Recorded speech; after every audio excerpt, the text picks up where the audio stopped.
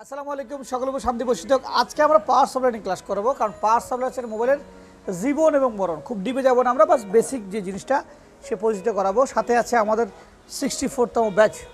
এই ব্যাচটি নিঃসন্দেহে আমাদের জন্য বেস্ট ব্যাচ বলবো, যা অধিকাংশ ছেলেগুলো অ্যাক্টিভ এবং তারা খুব পরিশ্রম করে। গতকালকে অনেকেই রাত 8টা পর্যন্ত ছিল। এটা আসলে নিঃসন্দেহে বহিঃপ্রকাশ করে যে তারা শিখতে চায়, তারা নিজেদেরকে গড়তে চায়। তো এবার চলে আসুন, আমরা পাওয়ার সাপ্লাইটা কাছ থেকে দেখার চেষ্টা করি। জুম দাও।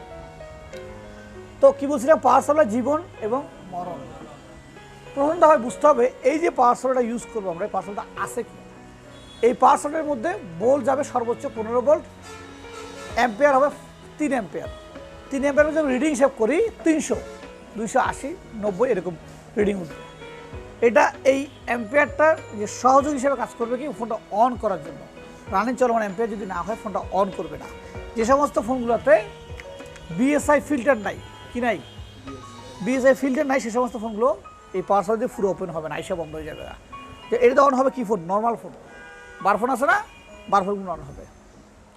বা বিএসআই সংশ্লিষ্ট যেটা 3 পিনের 3 কানেক্টর যে ব্যাটারিগুলো আছে, এই ব্যাটারি ফোনগুলো অন হবে। সেক্ষেত্রে হবে মাঝখানে বিএসআইটা আছে, বিএসআইটার সাথে এটা গ্রাউন্ড এবং বিএসআই কি গ্রাউন্ড এবং বিএসআইটা একসাথে ধরতে হবে। কী করতে হবে, ধরতে হবে। পজিটিভ থাকবে, ক্লিক করবা, সুন্দর অন হয়ে যাবে। অন্যথায় কী হবে, অন হয়ে অফ হয়ে যাবে, অন হয়ে অফ হয়ে যাবে, অন হবে আবার একটু করে কী হবে, লেখাটা এসে অফ হয়ে যাবে। কারণ সে বিএসআই যদি না পায় অ্যাম্পিয়ার চলমান থাকতে পারবে না, সো এসে কী হবে, বন্ধ হয়ে যাবে। এটা হলো নর্মালের ক্ষেত্রে। চায়না অনেক ফোন এটা এইভাবে অন হয়। যেহেতু এখানে অনেকগুলো ফোন এখন আমাদের আইডি এবং থার্মিস্টার যুক্ত, 4 পিনের কানেকশনে যুক্ত, সেক্ষেত্রে অনেক 4 পিনের ফোন এটা দিয়ে অন হবে না, এবং অন হলো এসে বন্ধ হয়ে যাবে। এগুলো সরাসরি ব্যাটারি ছাড়া বা এই কেবলটা ছাড়া অন হয় না। তবে এই ক্ষেত্রেও যদি পাওয়ার সাপ্লাই 5 অ্যাম্পিয়ার হয় সেক্ষেত্রে অনেকগুলো অন হয়, 5 অ্যাম্পিয়ার অনেক ফোন অন হয় না। সো কাজেই কখনোই এই পাওয়ার সাপ্লাইয়ের উপরে শতভাগ ভরসা রাখা যাবে না। শতভাগ কী রাখা যাবে, ভরসা রাখা যাবে না। তুমি পাওয়ার সাপ্লাই লাগাই দেখলা যে লোগো এসে বন্ধ হয়ে যাচ্ছে, তখন তুমি বুঝলা কি যেহেতু লোগো এসে বন্ধ হয়ে যাচ্ছে, সেট কি নষ্ট, সমস্যা আছে, এ আছে ওই আছে, এটা করা যাবে না। তাৎক্ষণিক সেম একটা অরিজিনাল ভালো ব্যাটারি লাগাই চেক করতে হবে। কী করতে হবে, ব্যাটারি লাগাই চেক করতে হবে। কারণ এই পাওয়ার সাপ্লাইয়ের সাথে মোবাইল শতভাগ অন হবে এর নিশ্চয়তা নাই, খুদ কোম্পানি নিজেই দেয় না, আমরা কোথেকে দিব। ওকে, তো এবার আসি আমরা এই পাশটা আমাদের ভোল্টেজ মিনস হচ্ছে কি শক্তি। অন করার জন্য শক্তি দরকার, যেটা অন করা এক জিনিস, অন হয়ে কন্টিনিউ থাকা আর এক জিনিস। অন করতে লাগবে তোমার ভোল্টেজ। কাউকে মারার জন্য দরকার কি শক্তি, যে আমি কাউকে মারবো, আমার হাতে শক্তি দরকার। ওকে, তা কাউকে মারা মানে কি, তুমি একটা লোককে একটা ঘুষি দিলা, মার কি এখানে শেষ, মার এখানে শুরু। তুমি যদি আরো কাটা দিতে না পারো তাহলে কি হবে, আরো কাটা তোমাকে খাইতে হবে, তাই না? সো একটা মারাটা কি শক্তি, কন্টিনিউ কয়েকটা মারাটা কি অ্যাম্পিয়ারের কারণ হতে পারে। সো ভোল্ট হচ্ছে অন করার ক্ষমতা, কিন্তু কন্টিনিউ প্রসেস চালানোর ক্ষমতা কিন্তু ভোল্টেজের না। কন্টিনিউ প্রসেস করার ক্ষমতা কারেন্ট বা অ্যাম্পিয়ারে। যে ফোনটা অন সুইচ ক্লিক করেছে, এবার সেটা অন হয়েছে স্বাভাবিকভাবে, অনেক কিছু একটা রান আছে, লাইট বন্ধ করে সেটা স্লিপে চলে যাচ্ছে, আবার রান হচ্ছে, এই সমস্ত কাজগুলো কারেন্টের। তো এখানে দুটো জায়গা, এটা হচ্ছে ভোল্টেজ আমরা ফিক্সড, আমরা যে ভোল্টেজ দিয়ে ফোনটা অন করবো সেই ভোল্টেজটা আমরা এখানে দিব। দেখা যাচ্ছে এখান থেকে একটু কাছে দেওয়া লাগবে কিনা দেখো একটু। তো এখান থেকে আমরা যেটা অন করবো লেখা আছে ভোল্টেজ, ডাইনে লেখা ভোল্টেজ, বামে লেখা কি দিয়ে মানে অ্যাম্পিয়ার বোঝাচ্ছে। ওকে, তো এই ভোল্টেজ আমরা যে ভোল্টেজ দিয়ে অন করতে ফোনটা চাই সেটা 4 ভোল্ট 4 ভোল্ট, 4.2 হলে 4.2, 3.7 হলে 3.7, যা দিয়ে আমরা করতে তা ভোল্টেজটা সেট করবো এখানে আমরা। পাশাপাশি অপোজিটের যেই কারেন্টটা অ্যাম্পিয়ারটা আছে এটা অটোমেটিক উঠবে, এটা ওঠার জন্য কোনো কিছু দরকার নাই, কোনো রকম সেট আপের দরকার নাই। হ্যাঁ, আবার কিছু সেট আপ করে নিতে কিছু সময়। ধরো আমি এটা লাগাইলাম, দেখো কত উঠছে এখানে, 143 উঠে করতে কিন্তু কথা না, আরো বেশি উঠার কথা।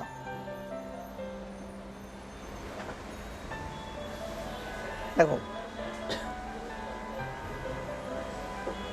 এই যে এবার ঠিক আছে, ধরার পরে 75 চলে আসছে, আরো বেশি উঠার কথা। এটা পাসওয়ার্ডটা এই যে এসো,